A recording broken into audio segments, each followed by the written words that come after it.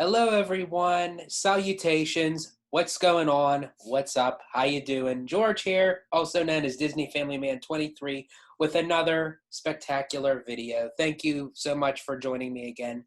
And today I once again my very good friend OrangeGrove55 to discuss a little matter that I've noticed over the past few days that Disneyland may be getting ready to reopen, crossing our fingers, you never know.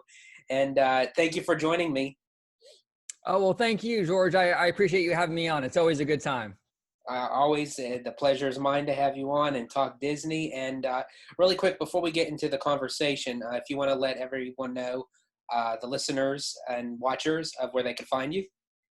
Perfect. Well, thank you. Yeah, you could find me on YouTube, OrangeGrove55. I do content on mostly Disneyland, but I also dabble into like Florida, the international parks. I also do a lot of videos on the movies like Star Wars, Disney Plus, stuff like that. So OrangeGrove55 on YouTube. Awesome. And I will have the link in the description down below. Definitely check him out. His channel is awesome. You get all the updated Disney news right there as it comes out, and you definitely learn a few extra things along the way because he throws in some very good, interesting facts along the way there. Well, thank So you, George. definitely I check it. appreciate that. Thank Yeah, you. absolutely. So as I had mentioned, we're going to talk about Disneyland and the ramifications of opening post-COVID. Now, as many of you all know that, well, Disney World is already open, and they went through the guidelines, the safety, and everything, and they're still going through it, like with the 6 feet uh, apart for everyone to stand, and the mask wearing, and the constant hand washing and disinfecting everything, including like the rides, the tables, and everything. But now, if it's starting to show that Disneyland's going to be opening up soon, it's almost like, as I was mentioning to you before, that it's almost like Disney kind of restarting over the process of learning, because while Disney World and Disneyland are two completely different theme parks, they're two different resorts. So do you think that there's going to be some differences there as far as like with the reopening of Disneyland, or do you think they're going to strictly go by the guidelines that Walt Disney World does? No, I do think there's going to be a difference. And I think the difference mostly is going to be because California is probably going to give different guidelines to Disney than Florida did. We found out, back in July that Disneyland was unable to open because, California didn't have guidelines for theme parks reopening. So I would imagine when those guidelines finally do get released, they're going to be similar, no doubt. I mean, there's going to be mandatory masks. They're going to check your temperature when you walk in. You got to social distance. But I would bet you there's going to be other things in there that are not included in Florida. Just because I think that Governor Gavin Newsom is a lot more aggressive, it seems like, with the whole COVID-19 situation than DeSantis in Florida. So I can definitely see there being a lot more, a little more of a stricter protocol in place for Disneyland, and we're also a smaller resort. So just being smaller, you're more crunched in. So that's going to also cause a little bit of issue that they're going to have to address. Do you think that there'll be a bigger downgrade of the percentage of people allowed on the resort property at the same time? Ooh, that's a good question. Yeah, there might be. There might be.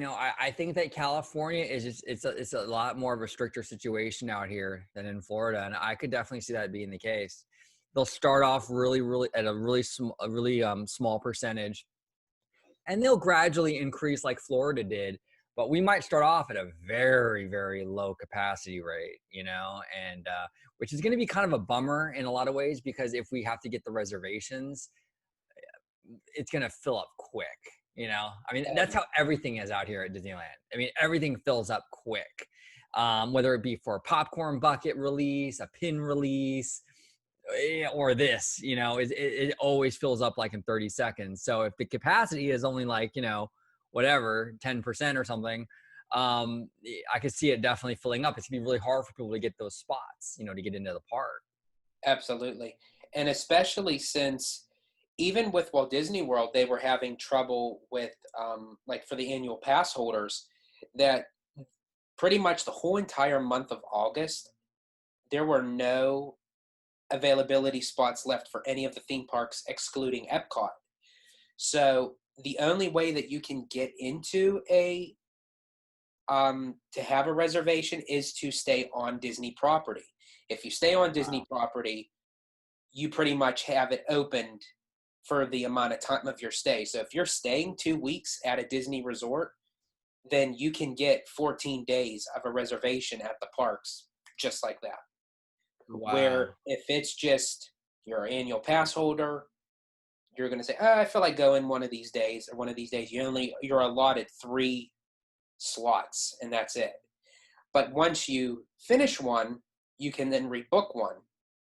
But at the same time, Walt Disney World is known, and I know you have said this religiously on your channel, that Walt Disney World is a tourist destination, and Disneyland has more where it depends on a lot of their the annual pass holders and the California locals. So if that was the case, and a lot of times, a lot of people don't even stay on Disneyland property because the hotels are so expensive. So Yeah. it makes me wonder of how it's going to go as far as like the reservation system goes. Because as you said, with the parks already being small to begin with, there's 2 parks opposite of 4 that, and everyone's just waiting. Like I can imagine all you guys out there as locals. It's like you got your foot on the brake and you're like ready to hit the gas pedal as soon as Disney gets the green light, and it's like, boom, everything is open, and it's like, okay, let's go. Finally, we can get back to our park. And it Yeah. just makes me wonder of um, what are going to be the logistics of the locals going, as to oppose, are people actually going to travel all the way out there to visit Disneyland right now? Yeah, I think the traveling thing is dead. Whether that be for Anaheim, whether that be for Walt Disney World, the tourism market right now is completely dead.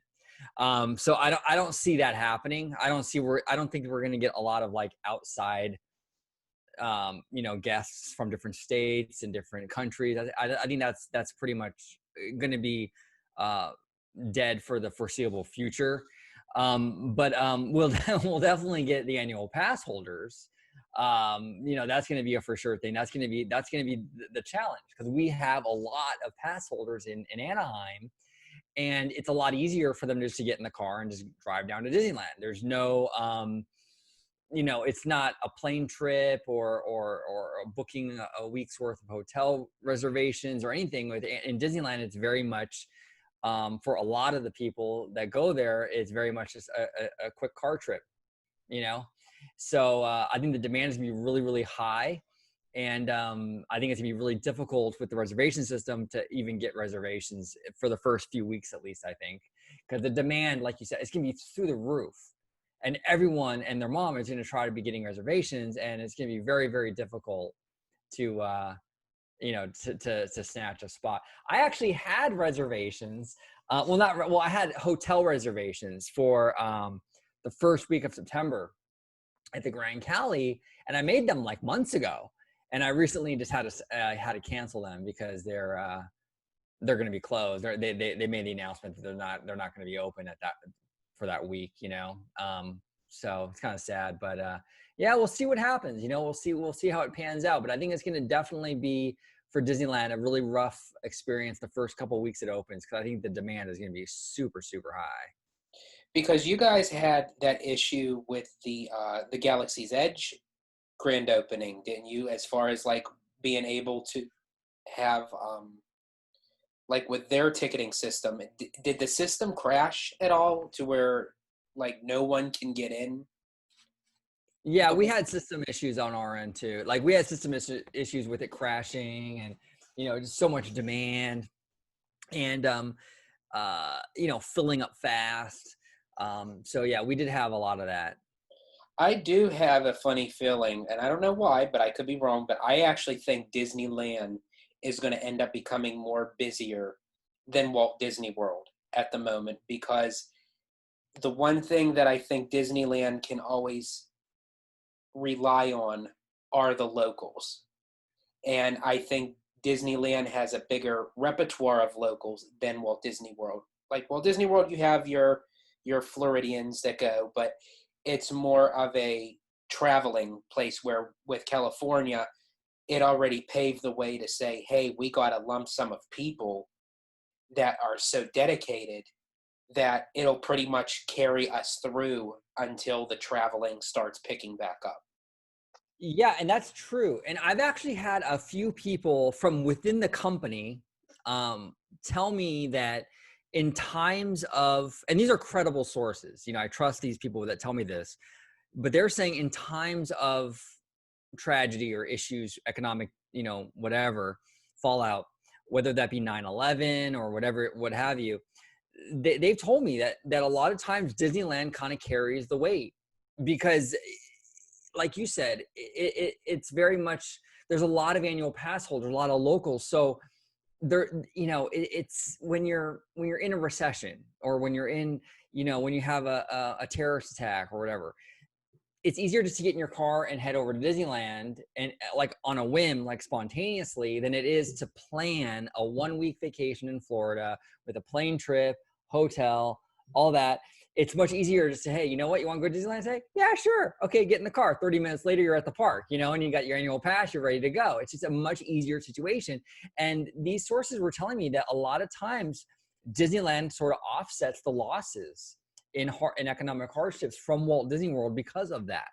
It typically does better during these economic slumps, which is interesting, And I wonder that when Disneyland does reopen, when the next quarter earnings come, if that would make a bigger difference than what the quarter earnings would be if they didn't open yet.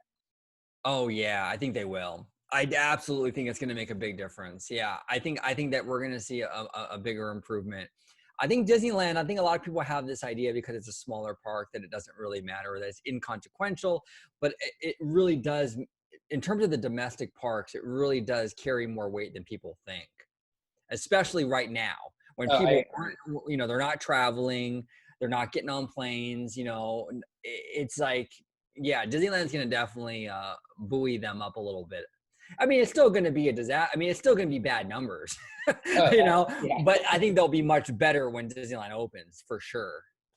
Because if you had taken a look at when they were just opening Downtown Disney and someone snapped a photo, they had people lined up like real early in the morning on the sidewalks, just waiting just to get into Downtown Disney. I mean, can you imagine what it's going to be like when the parks open? It's like, It's crazy. And I think it was and I could be wrong, but I was watching, I think it was Dave from Fresh Baked the other day, and I think he was saying that what he's hearing, and I could be wrong, and correct me in the comments if I am, but I'm pretty sure it was Dave, and he was saying that there's rumors that they're not even going to open both parks when they do reopen. They're going to reopen Disneyland only.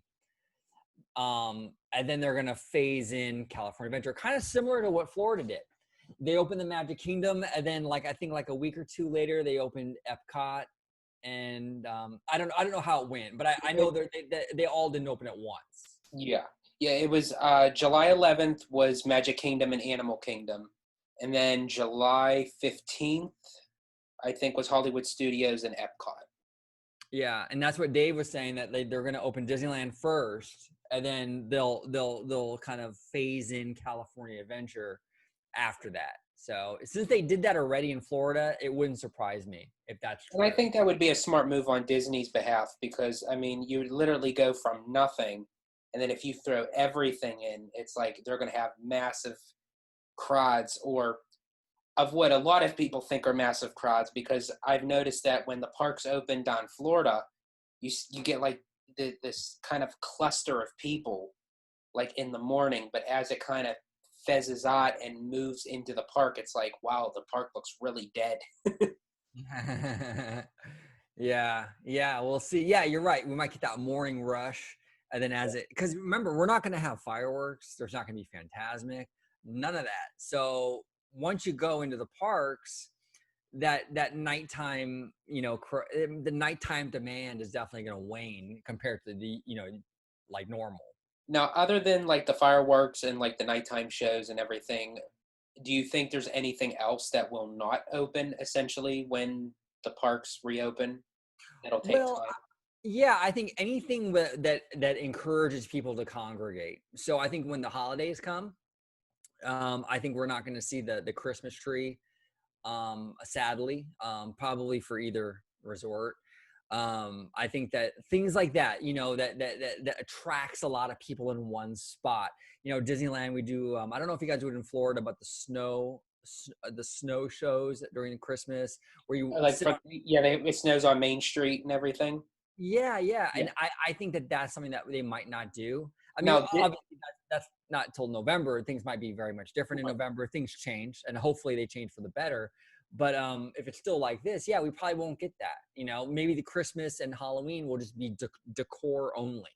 Where it's just the decorations on Main Street or what have you, and there's no parades or no shows or no fireworks. now And that's what Disney World is doing. They have confirmed they're just doing the holiday decor for Halloween. They didn't say too much about Christmas yet, but they did confirm, um, no parties, no parades, no fireworks, no stage shows, but just the decor will go up for Halloween. yeah, that makes sense. That definitely makes sense. So I as think far that's as like with the overlay of like the Haunted Mansion and It's a Small World, you think that they're just going to keep them just regular this year if by the timing wise that it opens? Yeah, I do. Sadly, I think so. I don't think we're well, I don't know about It's a Small World. See, the thing is, I think our Haunted Mansion, if I'm not mistaken, recently just went through a renovation, didn't it? In California, I think it recently just I went through believe a renovation. so. Yeah. So I don't know if it opens like in the next couple of weeks or something. I can't see them putting it into another Another renovation. one. Yeah. So Unless maybe while it's already done, maybe they already changed it over. that's a possibility You too. guys Maybe might have a they're already surprise as soon as the parks done. open to go onto the Haunted Mansion. There's the Nightmare Before Christmas. Yeah, no, it's possible. It's possible. And then like Small World, I don't know. I mean, it's the thing is that like the facade is like it's covered in millions of thousands of lights, and that's kind of like it attracts a lot of people to stand around and take pictures. Um, I don't know if they would want that right now. So it's definitely going to be a different holiday season for sure than normal. Yeah, I can't wait to see the similarities and the differences, like compare like apples to oranges with the resorts of how they run things, as far as like with the ramifications go, as far as like with the social distancing, obviously the temperature checks, wearing masks. But I still wonder if there's going to be like some small little tweaks here and there that Disneyland will do differently than Walt Disney World. Almost certainly, and I think it all comes down to Governor Newsom's guidelines. I think that he's going to go a little harder with the guidelines because he's just been kind of harder with his response to COVID than Florida has, and I think that we're going to see a much more strict reopening when it comes to Disneyland and in Florida. There's going to be some curveballs for sure. I'm certain of it. I don't know what they'll be, but they'll definitely be something. And a question for you is, again, I couldn't even imagine. Yeah, I don't even want to think about it, but it's definitely a question that ponders in my head is, do you feel the way the state of California is going and taking the approach with the theme parks that they would reopen the theme parks, and not even just Disneyland, but like SeaWorld and Universal, and one little hiccup, and it's like, okay, start all over, back to the drawing board, shut down. Yeah, it wouldn't surprise me either because that's already happened with other industry. Like we had nail salons, indoor dining, hair salons, things like that, right? Those were open. Like back in I think it was like late June or something. I actually went to eat inside with a bunch of friends. It was a graduation kind of celebration or whatever. But we actually ate indoors, inside. We had to wear a mask, but we ate inside. Now you can't do that in California. They rolled it back. Now, if you want to eat at a restaurant, they have to offer outdoor dining. Hair salons and nail salons were open for a few weeks, and then Newsom rolled it back. Now they're not open again. So I can definitely see a scenario where Disneyland reopens, there's an uptick in cases, and Governor Newsom says, you know what, back to phase two, whatever. I can see that happening. But here's the thing, and I know it's not a very popular thing to say, or maybe it is, I don't know. But a lot of people don't want to address it. But Governor Newsom is a Democrat, and he gets a lot of his money. And this is whether you're a Republican or Democrat, everyone can acknowledge the facts. Let's just say whatever side you're on, money talks. Exactly. And that's exactly what I was going to say. Money talks. And these Democratic politicians get a lot more money from Hollywood. So look, people say, oh, well, Governor Newsom's going to do just what's right for California. He's going to ignore these Hollywood executives. I don't believe that. I think that if Bob Iger, Bob Chapek, or the CEO of Comcast, Brian Roberts, is getting in his ear saying, hey, look, we need to open these parks up, that's going to make a difference. And so there's going to be a lot of that pressure. And I think we're getting to this point right now where these executives are going to start getting frustrated with the whole situation and start telling him, hey, we got to figure something out. We can't just stay shut down indefinitely forever. So give us the guidelines. We'll do them, and we'll go from there. But I think there's going to be a lot of mounting pressure. Maybe not publicly, like maybe these executives aren't going to publicly complain about it, but internally on the phone, they're definitely calling him and telling him. Like, I could imagine, especially if they were to reopen Disneyland, and then in a short amount of time, just like with Florida, you see an uptick in the cases. Automatically, when you open something, it's going to draw people to that location. It doesn't necessarily mean that they're getting the COVID from that particular place, but it allows people to say, hey, let's leave home and let's go do something. So automatically, the numbers are automatically going to rise no matter what. So no matter what. Yeah. It's almost to the sense of that I do hope that the state of California does put it in their minds that when things do reopen, expect pretty much what's right in front of them to say, hey, the numbers are going to go up. It's not going to go down. And you've said it many times that if you shut everything down, the numbers are going to drop. Yeah, of course. No, if everyone's going to lock in their home, if no one's going to leave their house, we're all going to lock our doors and stay home, then the numbers are going to drop. We could get rid of the flu if none of us left the house. But the minute you reopen and people start to integrate again into society, the numbers are going to spike again, no matter what, and so we just have to find that balance, because obviously we can't stay locked away forever. And I do agree with you. And I think that would even go higher to like Disney's board of directors where, again, whether you're a Democrat, you're Republican, whatever side you're on, I think it just comes down to Disney being a company, Disney being a business. They need revenue. They need money coming in. And they're just going to be in the sense of, we don't care what the political standpoint is. We just need to open. That's what it basically comes down to it. And, hopefully I think, and already in the state of California, Disney and the city of Anaheim were never really on good terms anyway. Yeah. So it's like now, the city's probably begging the governor, open Disneyland back up. We need business. Right. And it brings up the point of, it's a great point. It brings up also the point of like, remember with the Gateway project for Disneyland where they were going to build the bridge across Harbor Boulevard and into the park, remember or not into the park, but into the Esplanade. Yeah.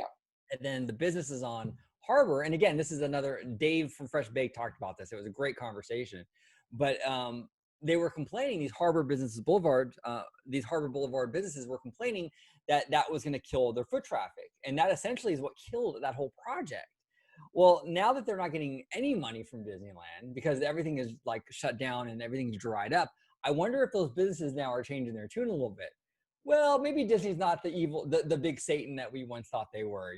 Maybe we could work some stuff out with them because, without them, we're nothing.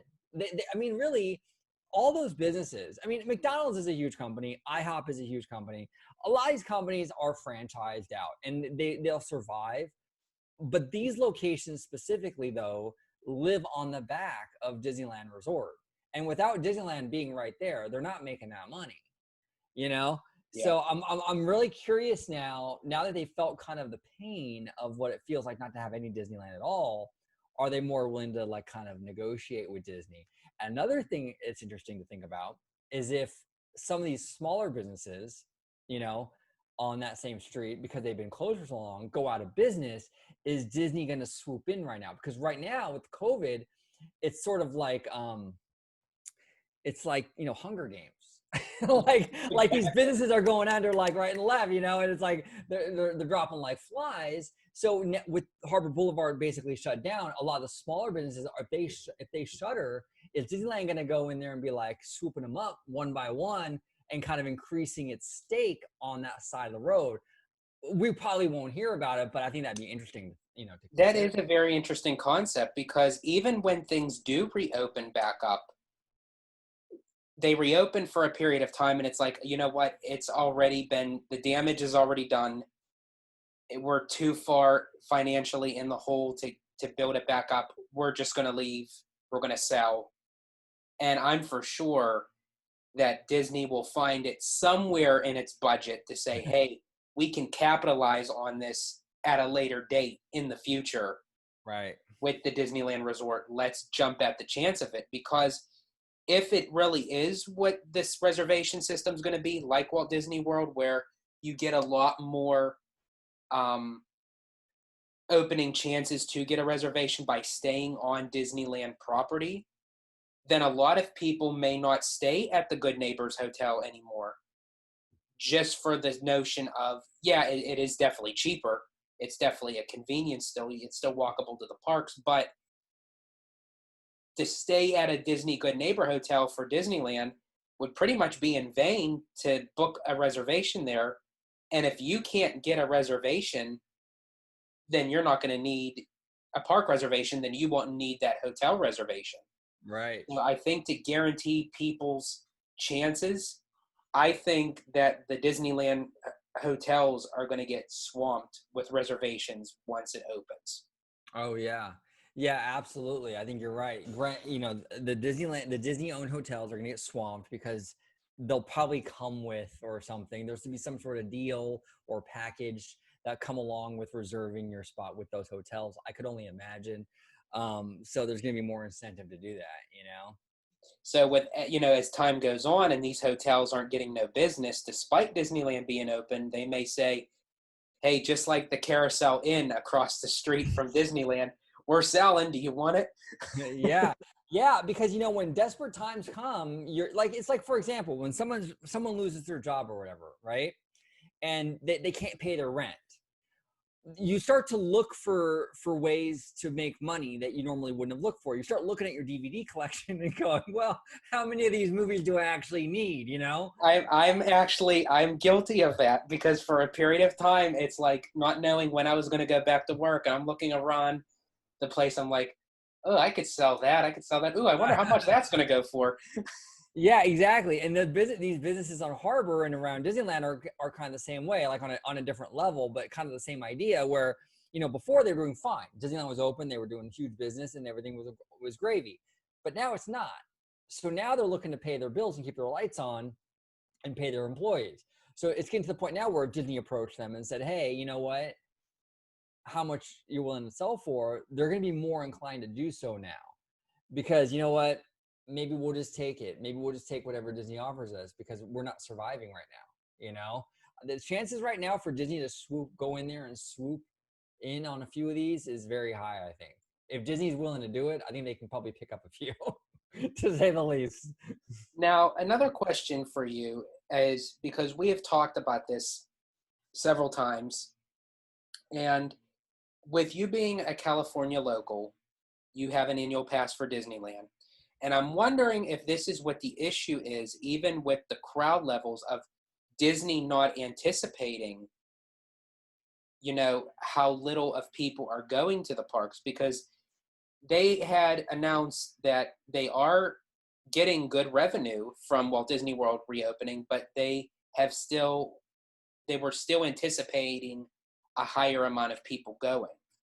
Now, with locals and the travel kind of being very scarce and very bleak right now, that they're relying on basically locals and pass holders, to use their passes and buy tickets and stay on property to utilize the resort reservation system and everything.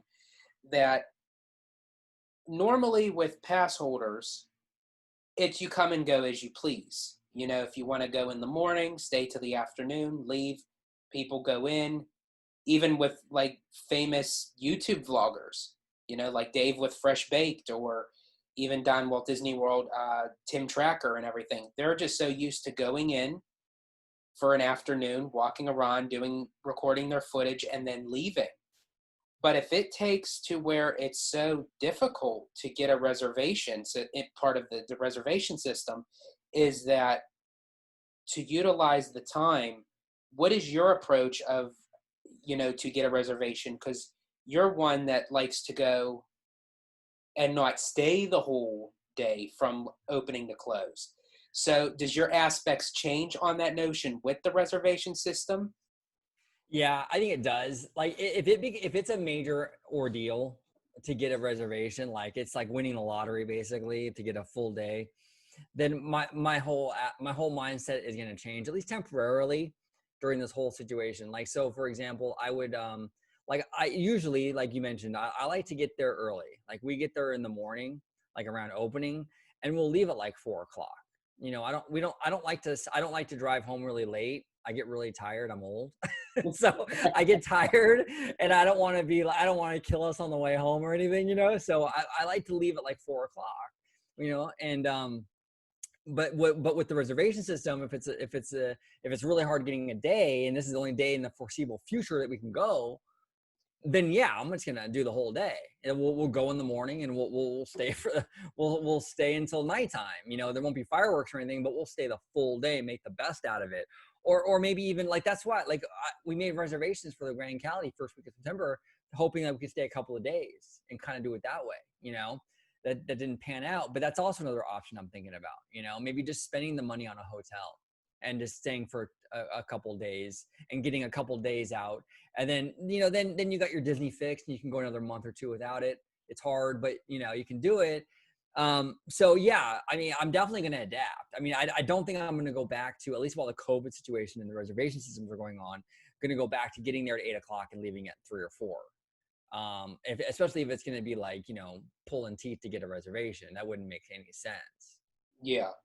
Yeah, and especially as you said, I think it probably would benefit to get a resort reservation, stay on property for a few days, get your fix, and at least you can go back and it's opened again. I think that's where a lot of things, I think, even if you go one time and it's like you just know Disney is there, Disney is open. And I think what's driving us fans crazy is that we've never experienced the Disney parks being closed ever, let alone this amount of time.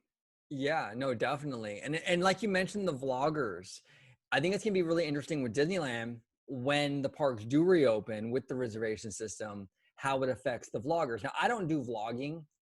I did it one time. I think I really didn't like it. When I go to the parks, I just want to focus on who I'm with, my friends, my family, and I'll get back and we could talk about it. But when I'm there, I want to focus on who I'm with and just be in the moment. Vlogging isn't my thing. But there are a lot of content creators that do vlogging. They enjoy it and they do a great job at it. And it's gonna be hard now for them. Like you mentioned, Dave from Fresh Baked, who goes every week and does construction updates and all kinds of stuff. How does that work when you're struggling to make a reservation? It's Exactly. gonna be very hard to Exactly. go once a week when the demand is so high and you can barely get a spot. It's almost like with that, he would have to probably, again, find the time, stay at a Disneyland Resort hotel, and record a number of things at once, and then break the videos down just from that one trip instead of doing multiple trips each month. Yeah, you would have to. As a vlogger, that would be the best way to do it. It's to go a couple of days, get all the footage you can get, and make multiple videos off of that one trip. Because you don't know. You might not be able to make another reservation for another week or 2 or 3 weeks. Who knows? And especially with Disneyland, again, not being very big in size compared to Walt Disney World, and it cuts the theme parks down to half. Right. A lot of the attractions in there are within those 2 theme parks. So where at least with Walt Disney World, you have Smuggler's Run and Rise of the Resistance and Mickey and Minnie's Runaway Railway at Hollywood Studios. Okay, well, you get a little crowd level there. And then at the Magic Kingdom, you have Big Thunder, Splash, Space, It's a Small World, Peter Pan's Flight at the Magic Kingdom. Where with Disneyland, you're having all those attractions in one park. So you have Big Thunder, you have Splash, you have Space, you have Rise of the Resistance, you have Smuggler's Run. Soon to be, you guys are getting Mickey and Minnie's Runaway Railway. So Yeah. I think also they have to prep and prepare of that we're even going to get an overabundance amount of people because these attractions aren't split up into multiple theme parks. They're all in one theme park. Exactly. And here's the thing. This is where the one park thing sort of plays into that. Because Disneyland for the first, I think it was because California Adventure opened in 2001. So for the first 45 years of Disneyland's existence, everything that Walt Disney Imagineering made for, in Anaheim had to go into Disneyland. We didn't have options. It was either it goes in Disneyland or it doesn't get made in Anaheim at all. So that's why I think Disneyland is so concentrated with the amount of rides. We have a ton. There's no other Disney park on the planet that has more e-tickets, more rides than Disneyland. It's so packed because it had 45 years of Imagineering where everything was funneled into that one park. And now it's a little different because now you have California Adventure, so some of it can go over there. But for 45 years, that wasn't the case. So that's a great point. It has so much stuff in one park, where Florida, everything is really spread out. I mean, it's you guys don't have as many rides in each park, but you have more parks, and so you have it more laid out, more separate, more sprawl, and we don't have that here. It's so focused on one thing. And it also makes me wonder too that and I think you touched upon this in one of your videos, that as of right now, it's pretty much safe to say that the refurbishment of Tomorrowland, the expansion of Fantasyland, as of right now, are pretty much put on hold. They're not gone away. They're just on hiatus right now. That I think that in time, when Disney does pick back up, with their finances and, the population of traveling and the amount of guest flow that they receive in, that they'll look into it. But I think as far as with Disneyland goes, they're not going through a major milestone as of yet right now than what Walt Disney World's going through. It's Right. it couldn't have come at a worse time for Walt Disney World for the 50th anniversary. Yeah, that's a shame. That's the one thing that breaks my heart for you guys, because you guys, it falls right in the middle of a big anniversary. Yeah. So it's some things are cut, some things are not. Things were already being constructed that had to be finished, like Tron, the Guardians coaster, Ratatouille. They were pretty much in the middle of being completed, or practically, as far as with Ratatouille, done. It was completed. And I just wish that if COVID had just lasted just a couple months longer, Ratatouille would already be open. Yeah.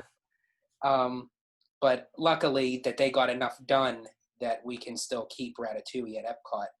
But as far as with Disneyland goes, they can more so maintain the fact of just trying to get the numbers back up Right. and try to get revenue, that they could just focus on what they have right now. And also with the Avengers Campus and Mickey and Minnie's Runaway Railway, I think that's a pretty good start for something new in the resort that will draw the crowds as well.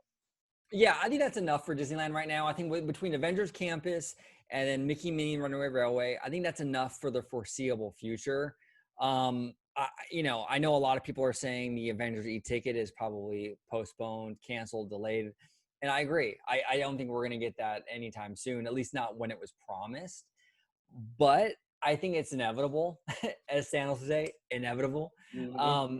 I do think it is inevitable because for the fact that the IP it's connected to, Yeah. like Avengers is Disney's biggest cash cow right now with the MCU. There is no way on God's green earth that Disney's going to be like, you know what? Yeah, we'll just forget the Avengers ride. We're not going to do it. They're going to do it. Right now, they don't have the money to because of the shutdowns and what have you, but they're not going to leave that money on the table. It's going to happen. It's just not going to happen when we thought it would. So I'm still confident that's still going to go through. Tomorrowland will eventually happen, but it's definitely not a priority for them. I can see. I think we'll get the Avengers ride way before the new Tomorrowland.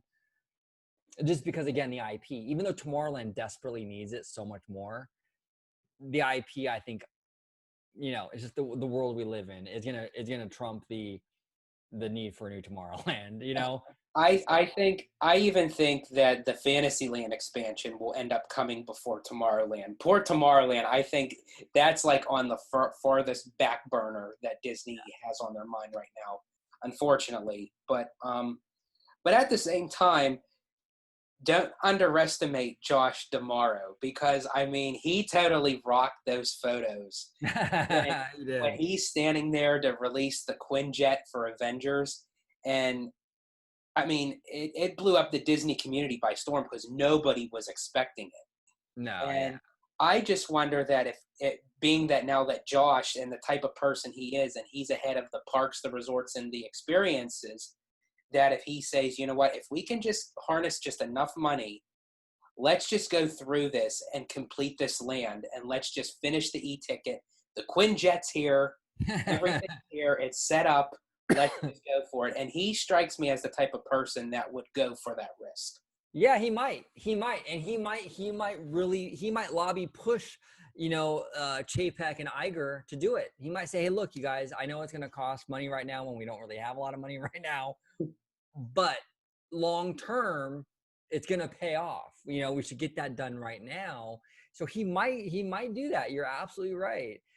In terms of the new Fantasyland over a new Tomorrowland, I agree with you on that. And I agree with you on that because it comes down to IP again. It's like the Fantasyland has a lot of potential in terms of IP, big IP, like Frozen, $1 billion IP. Even Beauty and the Beast, if they want to do some Beauty and the Beast, I mean, that's a huge IP, even bigger now because the live action version made $1 billion, right? It's a huge franchise for Disney.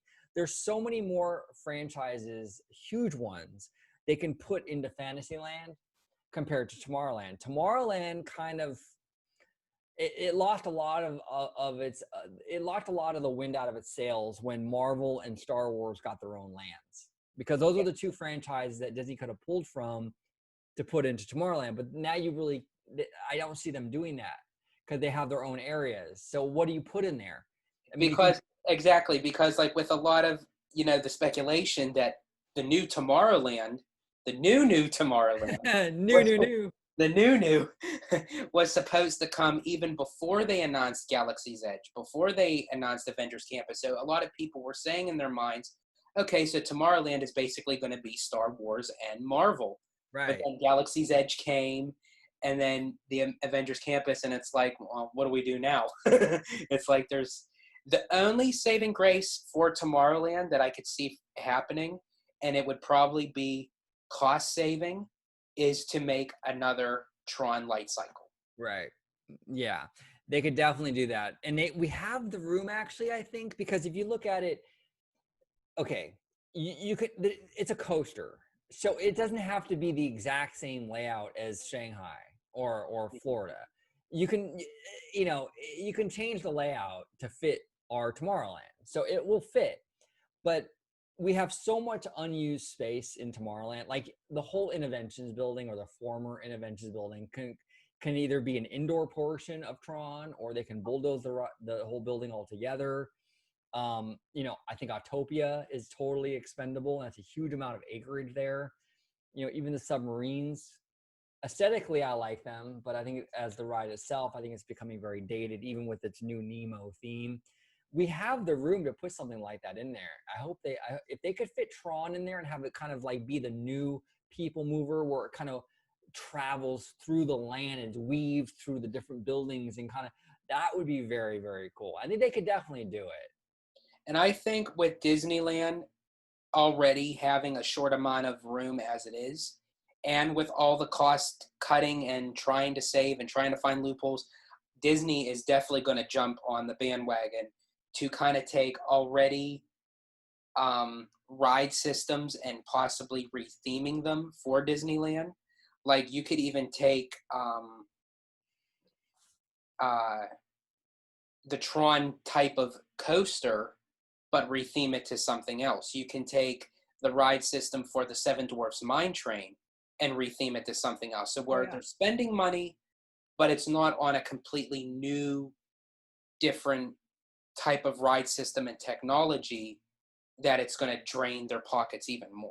Right. And that's one thing that I think Florida has done better than Anaheim lately, in that the family coaster. Like, and family is completely subjective, because some rides people think are family, other people think are too intense. So I understand it's totally subjective. But Disneyland Resort, in my opinion, we don't have a lot of those kind of like thrilling, but yet like not too scary stuff, like the mine train, like Slinky Dog. We don't have a lot of that. We have a lot of extremes. It's either Space Mountain, which is like pretty intense, you know, Incredicoaster, which is again very intense, or Gadget Go Coaster, which is like, you know, you probably get more of a thrill sitting on your dryer, your washer and dryer at home.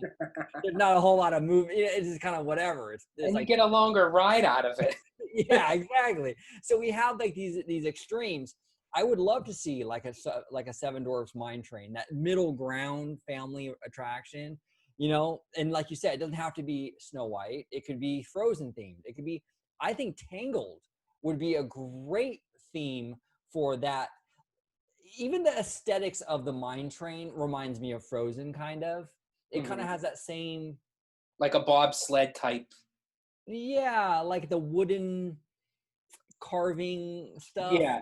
Where like I could see Frozen easily being incorporated into that, not with very little effort. I mean, not Frozen, I'm sorry, Tangled. Tangled. That's what you meant, Tangled, yeah. You know, going through the tavern and all that, it just wouldn't be that much different, you know. Or even speaking of like what we were talking about, like with the Tron coaster, rather it be a light cycle, it could be horses, like Maximus. Right. Yeah, So, exactly. you know, so you just have like a you know, where you go like in and out around like in the forest to the tower to the village where the castle is. You know, there's so many different implementations that they could use to use the same ride system, but just kind of reskin it. You know, there was rumors several years ago that was actually one of the concepts they were throwing around for DCA for the Tron light cycle technology, but it was going to be themed to Captain America. And it was going to be... That's what a lot of people thought the e-ticket was going to be. Yeah. Which would have been interesting, you know, that would have been cool, you know? Yeah, definitely. And who's even to say really down the road? I mean, they still can do it. I mean, Disney, hint, hint, wink, wink, Hollywoodland. Yeah. You know, it's like, or at least maybe like the backlot part of Hollywoodland, like they can extend, you know, as far as adding more Marvel to it. Oh yeah, definitely. And that's the one thing I mentioned in my last video too, that I think is important, is that the thing that I'm most excited about Avengers Campus isn't so much what we're getting on opening day. It's more about the seeds that are being planted in that park. It's like, now we have a spot for Marvel. So now when the movie comes out like in 5 years that we all love, we have a spot. Hey, that could go into DCA. We have a whole area for Marvel already that can go into DCA. Put it in DCA, and we have all of Hollywoodland to expand it because anything in Hollywoodland is expendable. So it's the seeds that are being planted with Marvel Land that I'm the most excited about over what we're getting on opening day. I'm excited for the land. I'm excited for Spider-Man, but it's really the potential that I think is more exciting overall. Yeah, definitely. And even with like that they could do something like with Black Widow, like with the film coming out, they could find anything to do like with Black Widow or Black Panther or what have you. There's so much more that could be expanded upon than just those, Spider-Man, Doctor Strange, and Ant-Man. Well, and you mentioned Black Panther.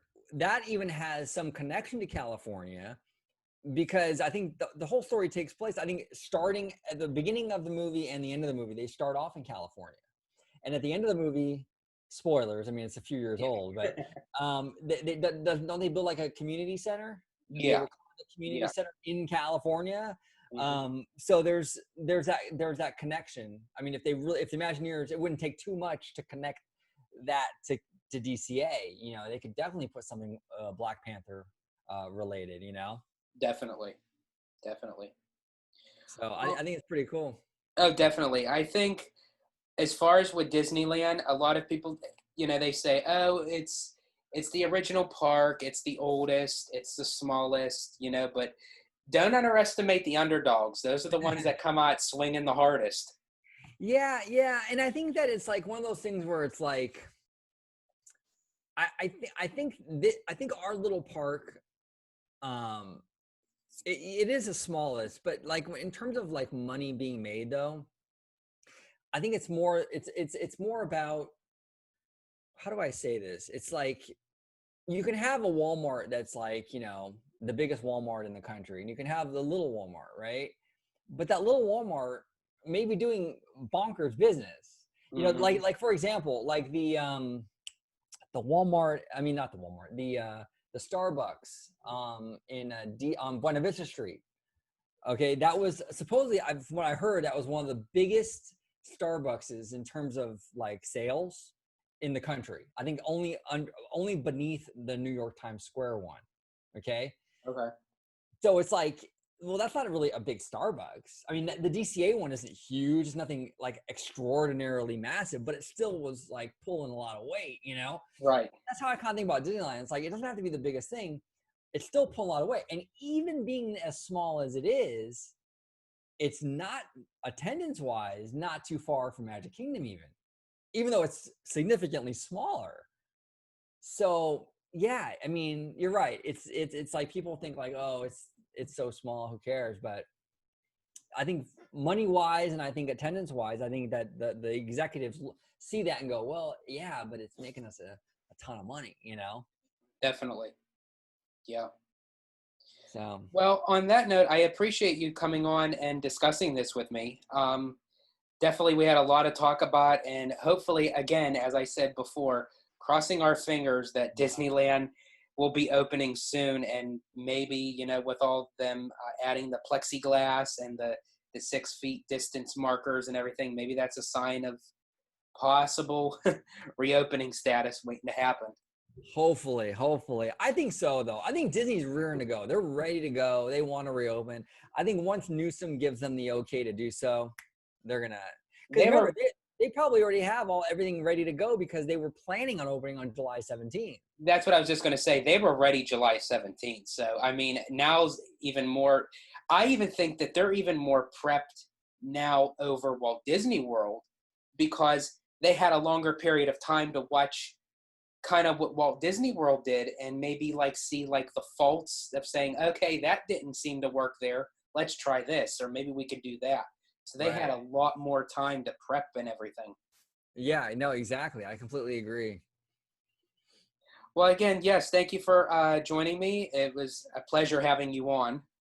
And again, folks, definitely I'm going to leave a link down below. Check out OrangeGrove55. Awesome YouTube channel. Great Disney information. Great Disney facts. Definitely check him out.